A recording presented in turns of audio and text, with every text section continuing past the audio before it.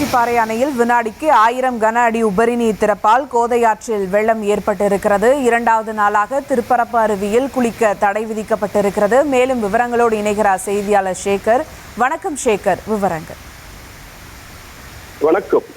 கன்னியாகுமரி மாவட்டத்தில் கடந்த 2-3 நாட்களாக பரவலாக மழை பெய்து வருகிறது. குறிப்பாக அணைகளின் நீர்பிடிப்பு பகுதிகள் மற்றும் மேற்கு தொடர்ச்சி மலை பகுதிகளில் பெய்த மழை காரணமாக 48 அடி கொள்ளளவு கொண்ட பேச்சிப்பாறை அணை அபாய அளவான 44.51 அடியை எட்டியதால் அணையிலிருந்து உபரி நீர் திறக்கப்பட்டது.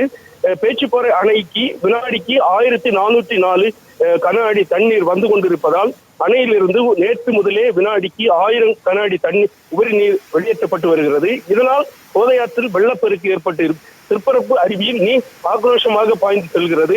இந்த நிலையில் சுற்றுலா பயணிகள் பாதுகாப்பு கருதி திருப்பரப்பு அருவியில் குளிக்க 2வது நாளாக தடை விதிக்கப்பட்டுள்ளது. இதனால் திருப்பரப்பு அருவியில் வந்த சுற்றுலா பயணிகள் ஏமாற்றத்துடன் திரும்பி செல்கின்றனர்.